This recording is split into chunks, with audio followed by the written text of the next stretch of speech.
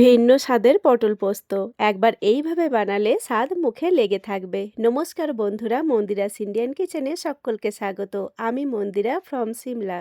পটল পোস্ত তো আপনারা অনেক রকমভাবেই বানিয়ে খেয়েছেন, তবে আজকে আমি যেভাবে পটল পোস্ত রেসিপি বানিয়েছি সেটাই আপনাদের সঙ্গে শেয়ার করলাম। তো চলুন রেসিপিটা দেখে নেওয়া যাক। প্রথমে আমি এখানে 5টা মতন পটল নিয়ে নিয়েছি, আপনারা আপনাদের হিসেব মতন নেবেন। পটলগুলোকে খোসা ছাড়িয়ে মাঝখান থেকে 2 টুকরো করে নিয়েছি, তবে পটলের খোসাগুলো কিন্তু আমি একটু একটু করে রেখে দিয়েছি। এতে পটলগুলো যখন আমি রান্না করব একদম গলে যাবে না, গোটা গোটাই থাকবে।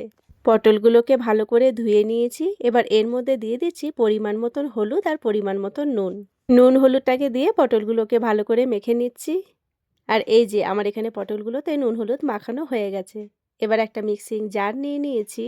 এর মধ্যে দিয়ে দিচ্ছি 2 চামচ মতন পোস্ত, আর দিয়ে দেবো 1 চামচ মতন সাদা সর্ষে। এই পটল পোস্তের রেসিপিতে 1 চামচ সাদা সর্ষে ব্যবহার করলে খেতে ভীষণ ভালো লাগবে।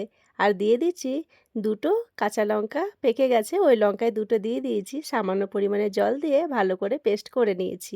গ্যাসের মধ্যে একটা কড়াই বসিয়ে দিয়েছি, আর কড়াইয়ের মধ্যে পরিমাণ মতন তেল দিয়ে দিয়েছি।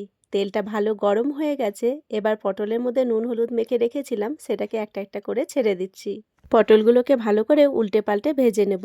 পটল পোস্ত তো আপনারা অনেক রকমভাবে বানিয়ে খেয়েছেন, তবে একবার এই রকমভাবে পটল পোস্ত বানিয়ে দেখতে পারেন। একবার বানিয়ে খেলে স্বাদ মুখে লেগে থাকবে। এখন তো পটলের সিজন, একঘেয়েমি পটলের রেসিপি খেতে খেতে বিরক্ত লাগে, তবে যদি পটলের অন্য রকম রেসিপি একটু হয় তাহলে কিন্তু খেতেও ভীষণ ভালো লাগে।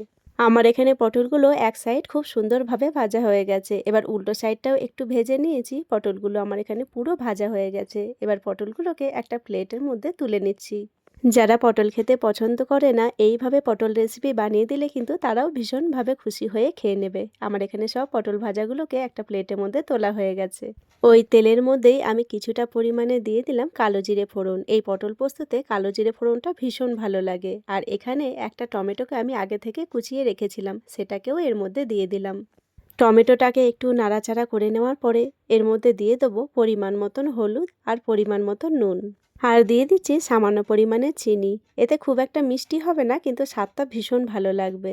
সব কিছুকে দিয়ে খুব ভালো করে নাড়াচাড়া করে নিচ্ছি। টমেটোর মধ্যে তো নুন হলুদ দিয়ে দিয়েছি। এবার ঢাকা দিয়ে গ্যাস কমিয়ে কিছুক্ষণ রান্না করে নেব, তাহলে টমেটোটা খুব তাড়াতাড়ি নরম হয়ে যাবে। আমি 2 মিনিট মতন ঢাকা দিয়ে রেখেছিলাম। এবার একটা স্প্যাচুলারের সাহায্যে ভালো করে ঘেটে নিচ্ছি। টমেটোটা কিন্তু অনেকটাই নরম হয়ে গেছে। এবার যে সর্ষে পোস্তটা বেটে রেখেছিলাম সেটা এর মধ্যে দিয়ে দিচ্ছি। সর্ষে পোস্তটাকে দিয়ে ভালো করে নাড়াচাড়া করে নিচ্ছি।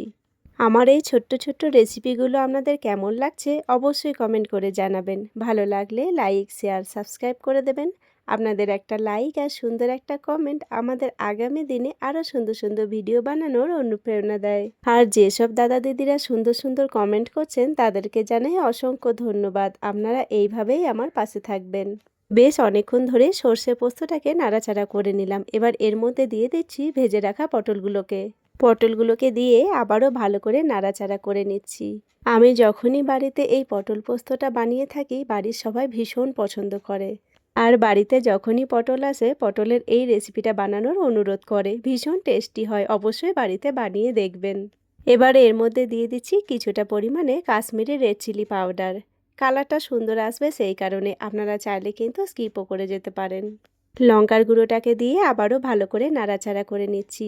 এখনই দেখতে দেখুন কতটা লোভনীয় হয়েছে। এইরকমভাবে পটল পোস্ত বানিয়ে গরম গরম এক থালা ভাত কিন্তু নিমেষে শেষ হয়ে যাবে। আমার রেসিপিগুলো যদি আপনাদের একটুও ভালো লেগে থাকে তাহলে অবশ্যই চ্যানেলটিকে সাবস্ক্রাইব করে দেবেন। বেশ কিছুক্ষণ ধরে কষিয়ে নিয়েছি। এবার এর মধ্যে দিয়ে দিচ্ছি পরিমাণ মতন গরম জল। যে কোনো রান্নার মধ্যে কিন্তু গরম জল ব্যবহার করলে রান্নার স্বাদটা বেশি ভালো হয়।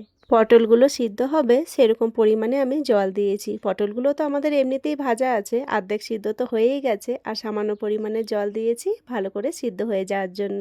5 মিনিট মতন আমি এখানে পটলগুলোকে ঢাকনা দিয়ে রান্না করে নিয়েছি। পটলগুলো আমার এখানে খুব ভালো করে সিদ্ধ হয়ে গেছে। যে কোনো নিরামিষের দিনে এরকমভাবে একবার পটল পোস্ত বানিয়ে দেখবেন, স্বাদ এমন যে মুখে লেগে থাকবে। আমার এখানে পটল পোস্তটা একদম রেডি হয়ে গেছে। গ্যাসের ফ্লেমটা আমি অফ করে দিয়েছি। কালারটা দেখুন কতটা সুন্দর এসেছে। এবার একটা প্লেটের মধ্যে সার্ভ করে নিচ্ছি। আপনারাও বাড়িতে ঝটপট বানিয়ে ফেলুন ভিন্ন স্বাদের এইরকমভাবে পটল পোস্ত রেসিপি। ভিডিওটাও তাহলে এখানেই শেষ করলাম। আমার আজকের রেসিপি আপনাদের কেমন লাগলো অবশ্যই কমেন্ট করে জানাবেন। ভালো লাগলে লাইক, শেয়ার, সাবস্ক্রাইব করে দেবেন।